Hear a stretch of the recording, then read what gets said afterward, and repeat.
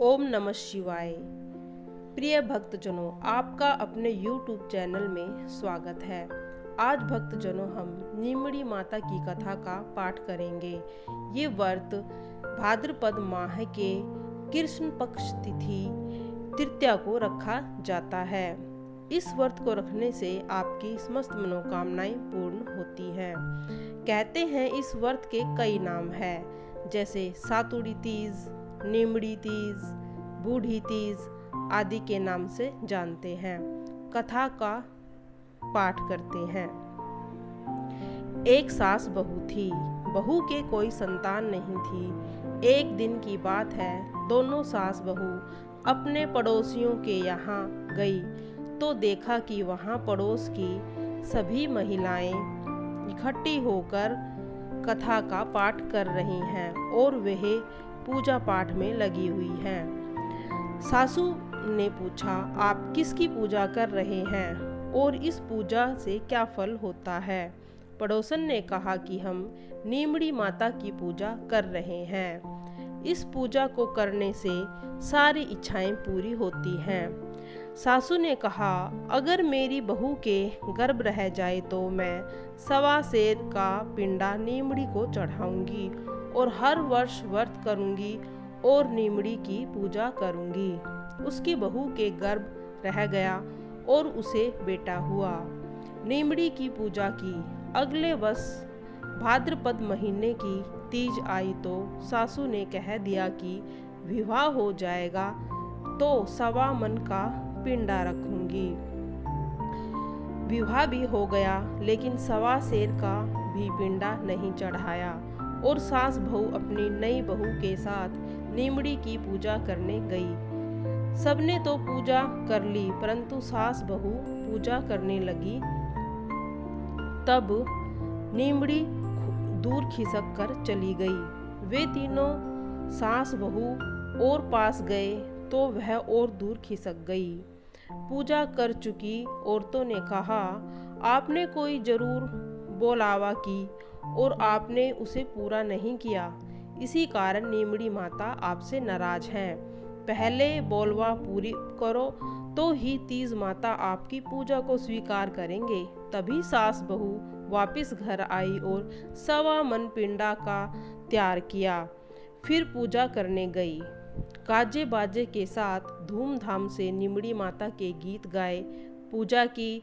नीमड़ी माता ने उनकी पूजा को स्वीकार किया। सासू ने कहा, हे नीमड़ी माता, मुझ पर कोप किया वैसे किसी पर मत करना और मुझ पर अपनी कृपा बनाए रखना और सभी पर अपनी कृपा बनाए रखना।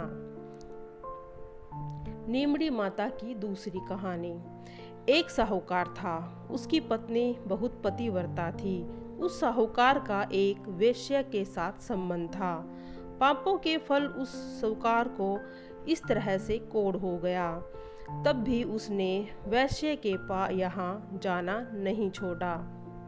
वह अपनी पत्नी को कहता, मुझे उस वैश्या के घर ले चलो। वहाँ उसे वैश्या के यहाँ ले जाती। वैश्य तो पैसे की भूखी होती हैं। वह अपनी पत्नी के गहने ले जाकर उसे देता रहा। पत्नी पतिव्रता थी, इसीलिए वह जो चाहता पत्नी वही करती। एक बार भाद्रपद भादवा तीज के दिन व्रत आया। वह दिन भर भूखी थी और साहूकार ने उसे कहा कि मुझे वैश्य के यहाँ ले चलो। वह उसे उस वैश्य के यहाँ ले गई। उस दिन साहूकार से बीमारी के कारण चला नहीं जा रहा था। वह अपने कंधे पर बैठाकर अपने पति को वैश्य के घर ले गई। उससे साहूकार ने कहा, मैं लौट कर आऊं तब तक तुम यहीं खड़ी रहना। उस दिन वह वैश्या देव योग से झरोखे से सब देख रही थी। उसने साहूकार से पूछा, क्या वह तुम्हारी नौकरानी है जो तुम्हें अपने कंधे पर बैठाकर यहाँ पर लाई है? उस साहूकार ने बताया कि वह नौकरानी नहीं है, वह मेरी पत्नी है। वह मुझे यहाँ पर लेकर आई है। इतना सुनकर उस वेश्या का हृदय दुख से भर गया। उसने साहूकार को समझाया कि वह वापस घर लौट जाए। आज तीज है, तुम्हारी पत्नी ने तीज का व्रत किया है, उसे पूजा करनी होगी। वैश्य का मन बदल दिया। उसने साहूकार को उसके सारे गहने लौटा दिए और पत्नी के साथ घर लौट जाने के लिए कहा, और यह भी कहा कि वह अब यहाँ पर वापस कभी नहीं आना। उधर साहूकार की पत्नी नीचे खड़ी थी। खूब जोर से बरसात बरसने लगी। साहूकार की पत्नी मन ही मन बहुत दुखी थी, क्योंकि उसे तीज माता की पूजा करनी थी। उसी समय पानी में बहती हुई पूजा की सामग्री और नीम की टहनी वहीं आ गई। उसने आराम से पूजा कर ली। तभी चांद भी निकल आया।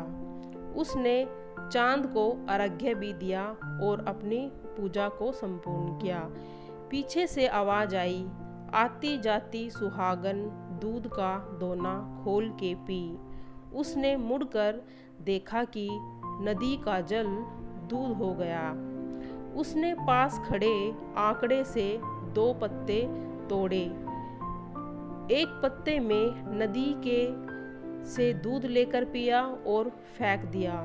उसी समय उसका पति भी वहां पर आ गया। दूध के छींटे उस साहूकार पर लगे तो उसका कोढ़ भी ठीक हो गया। अब तो वह दोनों प्रसन्नतापूर्वक दोनों रहने लगे। तीज माता की तीसरी कहानी। एक साहूकार थे, उसके 7 बेटे थे। भादवे के महीने में सातु तीज आई। साहूकार के 6 बेटों की बहू के पियर से तो सातु के पिंडे आए थे, परंतु 7वीं बहू के पियर से नहीं आया था, जिसके कारण वह बहुत दुखी थी। उसने अपने पति से कहा, मैंने सत्तू तीज का व्रत किया है। सभी के तो पीहर से सत्तू आया है, पर मेरे तो पीहर ही नहीं है, इसीलिए आप मुझे सत्तू का पिंडा ला कर दो। साहूकार का 7वां बेटा बहुत गरीब था। उसके पास इतने पैसे ही नहीं थे कि वह अपनी पत्नी के लिए सत्तू खरीद सके। इसीलिए साहूकार का बेटा बनिए की दुकान में चोरी करने गया। वहां से 1.25 पाव पिंडा और चने की दाल, 1.25 पाव देसी शक्कर, 1.25 पाव घी लेकर जाने लगा। उधर सोए हुए दुकान के मालिक को कुछ आवाज सुनाई दी, जिससे दुकान का मालिक जाग गया। उसने वहां आकर उसको पकड़ लिया। उस साहूकार के बेटे ने कहा, मेरी पत्नी ने तीज का व्रत रखा है, उसका पीहर नहीं होने से पिंडा नहीं आया और मैं बहुत गरीब हूँ, पिंडा खरीद नहीं सकता, इसीलिए मैं केवल सत्तू का पिंडा बनाने में जितना सामान चोरी करने आया था। दुकान के मालिक ने कहा, तुम्हारी पत्नी आज से मेरी बेटी है, तुम घर जाओ, मैं पिंडा लेकर आ जाऊंगा। दूसरे दिन 5.25 सेर का पिंडा और साड़ी ब्लाउज दुकान मालिक साहूकार के बेटे के घर ले जाकर आया।